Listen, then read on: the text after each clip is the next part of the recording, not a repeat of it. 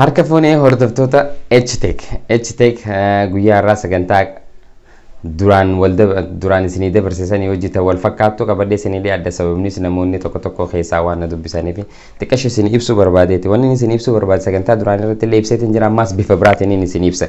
Teknooloojiin maali? Technological revolution dha fi component of technology waan waa sadii qabadheetiin isinii dhiyaadheetiin jira. Waa sadeen qabattee nu dhiyaatte kuni maali jechuun keessan oolu maali na hordofuudhaan na faana turaan isiniin jira.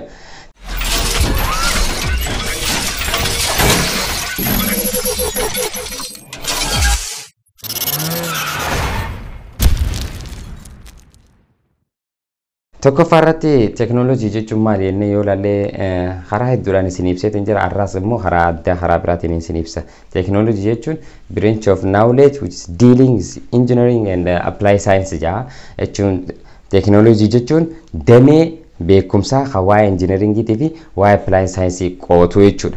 Karaa biraatiin ammas application of scientific knowledge for practical purpose jaa ammas karaa biraatiin application one scientific knowledge dhaan jechuun beekumsaan waan hojjettu practically dhaan waan hojjettee fiddu jechuudha. Fakkeenyaaf saayinsii industirii keessatti hojjetu jechuudha. Kun fakkeenyaaf kun immoo hiikaan kana namni waan yaadee takka waan hojjechuu deemu san waan hojiin agarsiisu hojjetee hojiin agarsiisu san argite scientific knowledge isaa fayyadamee wanni inni hojjetu san maali waan hojiin hojjetee baasu saniitu teknoolojii jaamaa jechuudha. Karaa biraatiin ammas sagantaalee dabransan keessatti yoo hordoftanii jiraattanis bifa sadii afuriin isin ibseetiin jira, achirraa ilaaluu dandeessanii isiniin jira.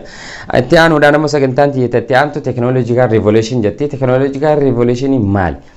Bara 1900 irraa eegalee jechuudha hanga ammaatti revolutionii geggeeffame. Teknoolojiin tokko teknoolojii biraatiin bakka bu'uudhaan waan hedduu nama ajaa'ibsiifamu waan baay'eetu hojjetame.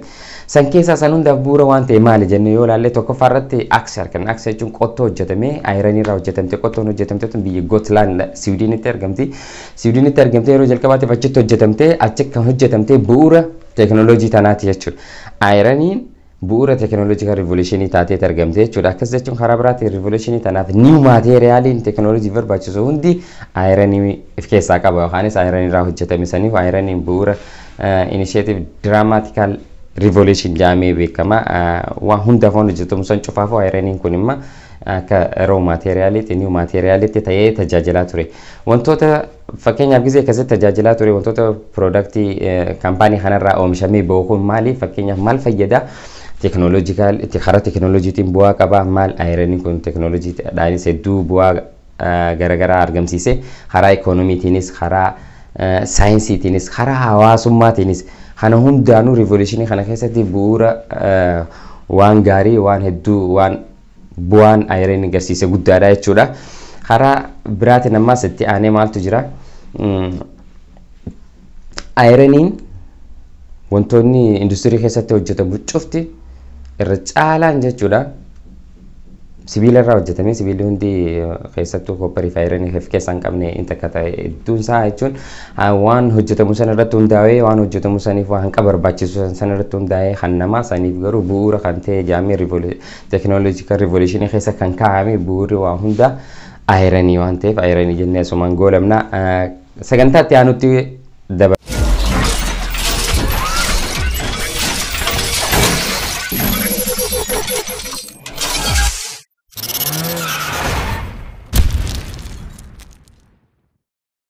Sagantaan itti aanu component of technology.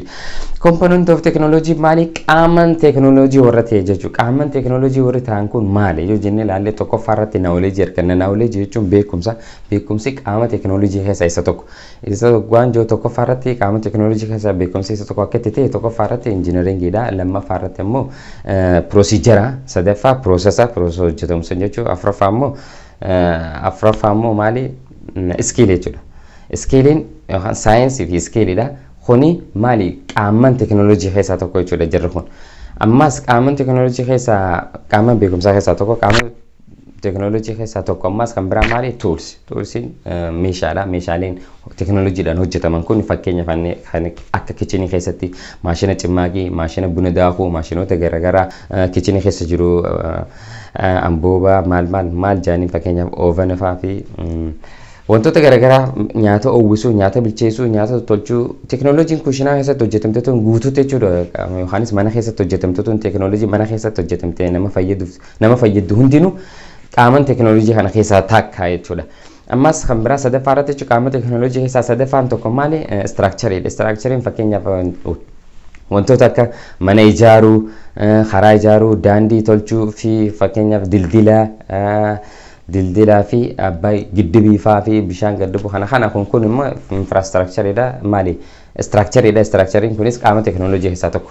Afuraffaa irratti immoo infraastiraakchariidha. Infraastiraakchariin argannu kun maali? As keessatti wantoota namni guutuutti itti fayyadamu jechuun paabliik waan ta'e jechuudha. Wantoota akka fakkeenyaaf wanneen paabliik yuutiliitii jedhamanii paabliik yuutiliitii wantoota namoonni akka waliigalaatti namoonni baay'een irraa fayyadamu jechuudha. Fakkeenyaaf akka elektirikii faa, telefoona faa, eelpaa yookaanis elektirikiidhaa fi telefoona hoggaan jiru kominikeeshiniidha. Kominikeeshin siistamii fa'aa fakkeenyaaf akka silkii fiksidii taatee fi silkii moobaayil taatee deemtu tuntuunis qaama infraastiraakcharii keessaa tokko. Fakkeenyaaf akka tiraanspoorteeshinii fi hospitaalaa fi mana barumsaa keessatti kana keessatti ammas wantoota tajaajilantu jira. Wantoota hawaasa fayyadu kun achi keessatti argamu kunis infraastiraakcharii keessa ramadama. Kun cufti qaaman teknooloojii jechuudha. Saniifuu akkuma waliigalaatti wanti teknooloojii keessaa hafe bahe hin jiru.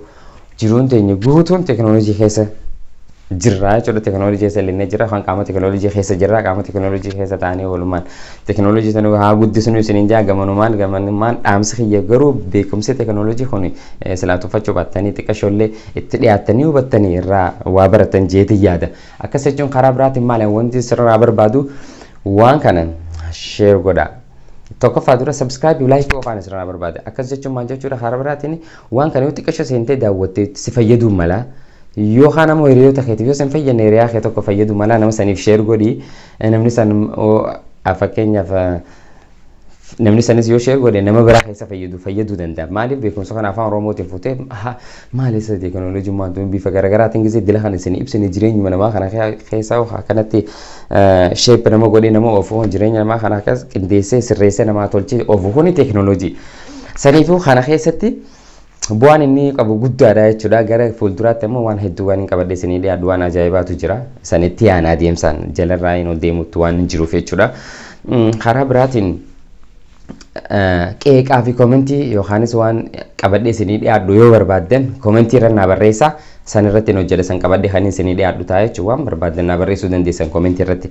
Kan biraa waan kana fakkeenya gisee daawwattan. Yoo ni fi hanqinni wayii jiraate waan feete haa ta'u feetu keessaan na qunnamte na dubbisuu dandeessaa. Hanqina kwaalitii kaameeraa haa ta'u xiraatii sagalee haa ta'u rakkina jiru uuma fedhe haa ta'u keessaan na qunnamtanii na gorfachuu dandeessanii na sirreeffachuu dandeessanii wanti gongoreessee waan na hordoftaniif galatoomaan isiniin jaa hundaafuu anis gamanumaa waan na hordoftaniif na daawwattaniif isiniin galateeffachuu barbaada. Sagantaan kiyyaarraa asumarratti hin goolabaa sagantaa hafaniin hanga walitti deebinutti nageenya.